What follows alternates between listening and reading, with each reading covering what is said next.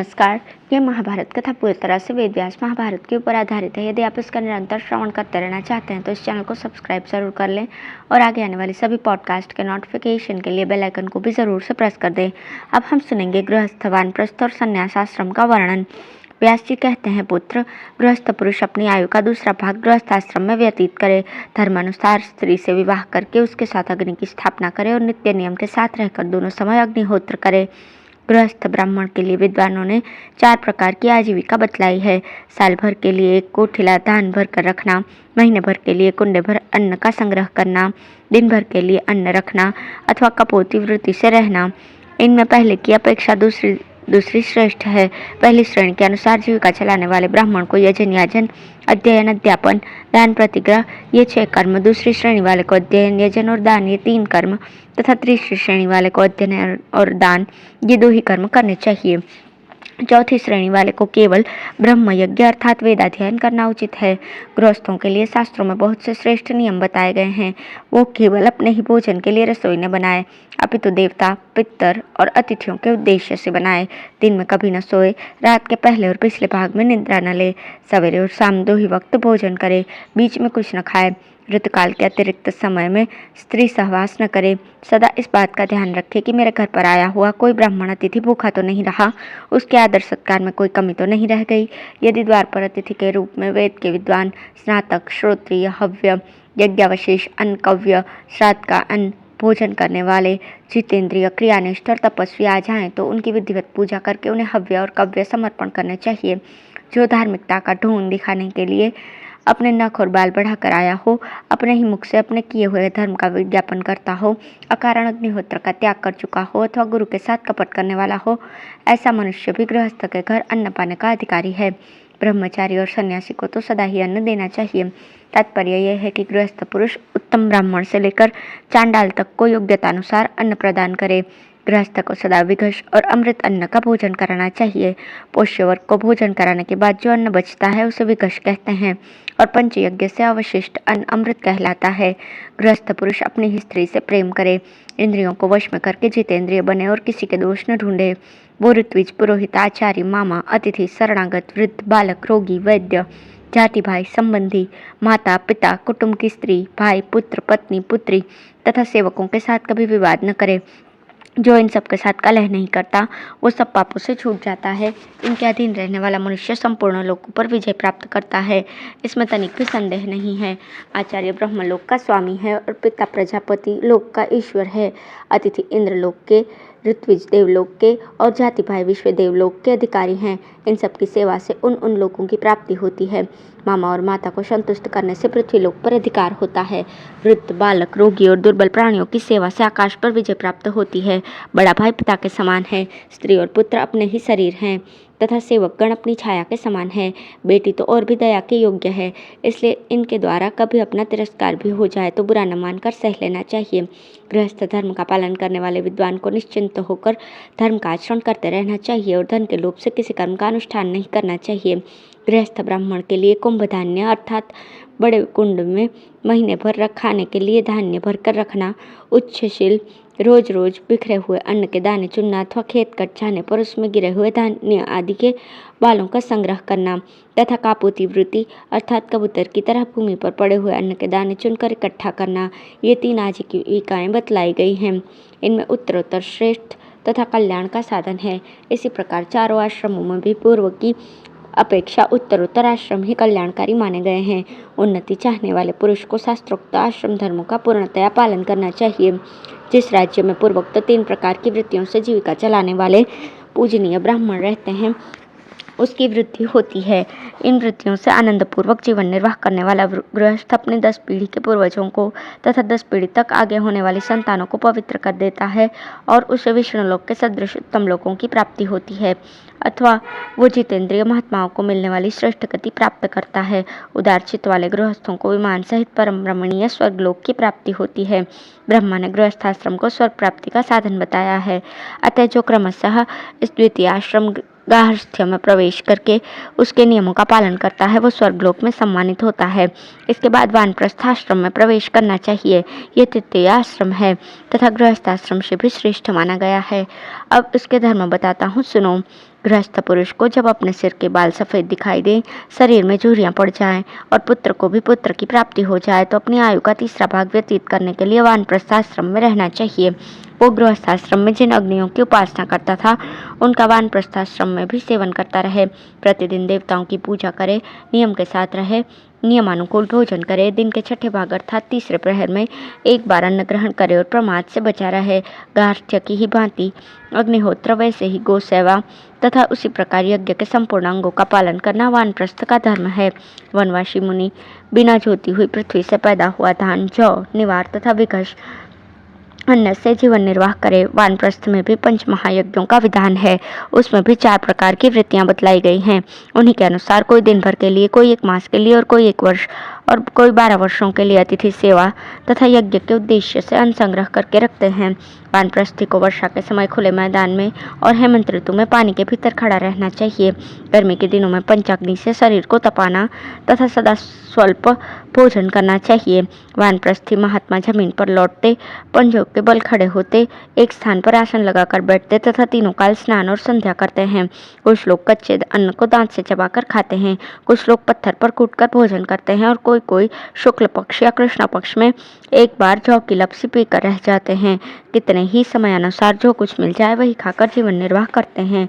कोई कंदमूल से, कोई फलों से और कोई फूलों से ही जीविका चलाते हैं। इस प्रकार वानप्रस्थ आश्रम में निवास करने वाले पुरुष बड़े कठोर नियमों का पालन करते हैं। उनके लिए उपर्युक्त नियमों के सिवा और भी बहुत से नियम शास्त्रों में बताए गए हैं।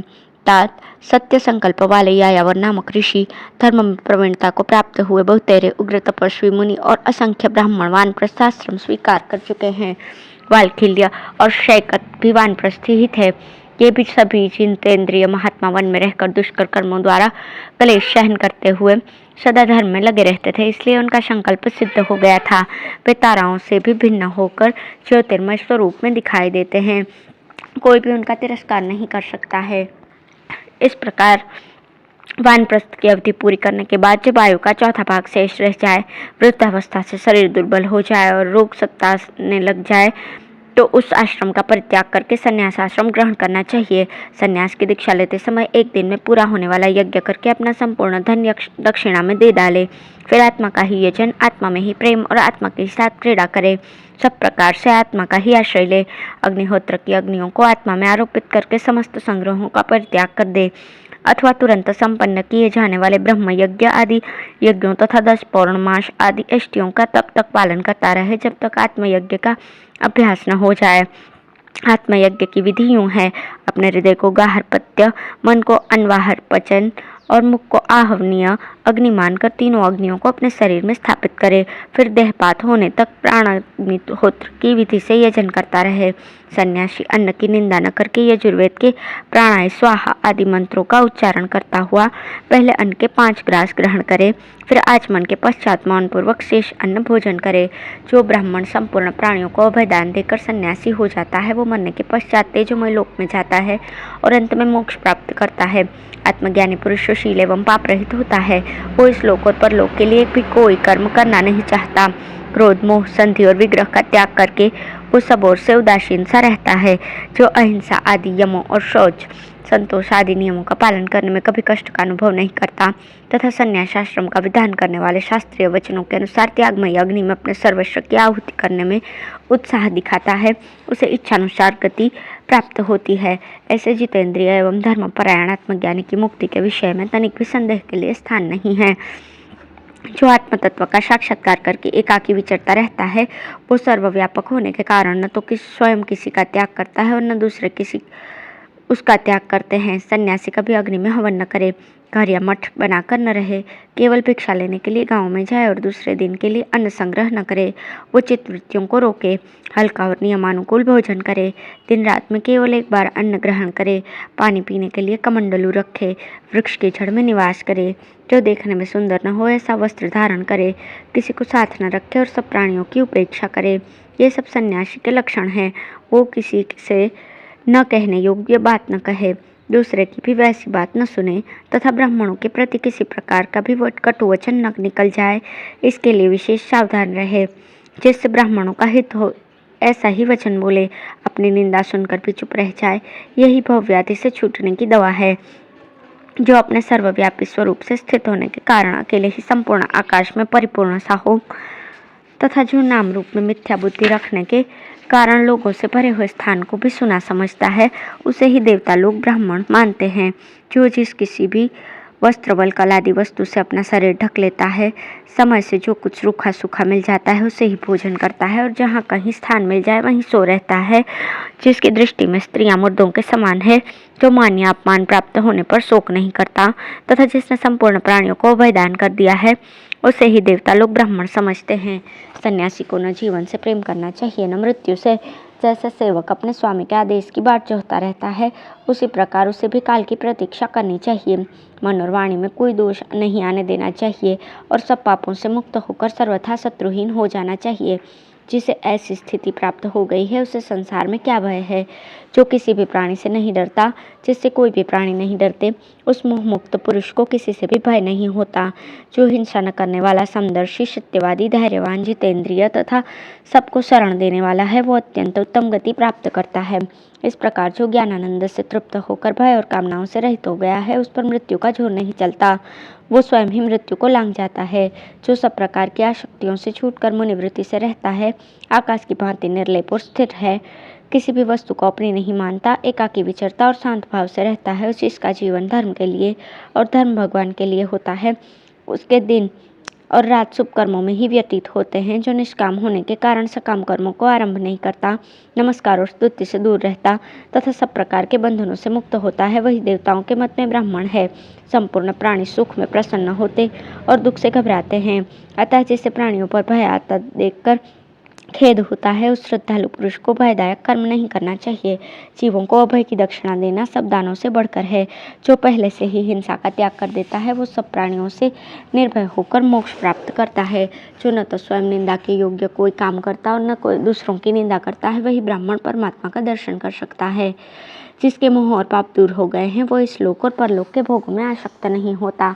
ऐसे सन्यासी को रोष और मोह छू नहीं सकते। वो मिट्टी के ढेले और सोने को समान समझता, पंचकोशों का अभिमान त्याग देता और संग्रह विधि, संधि विग्रह तथा मान अपमान से रहित हो जाता है।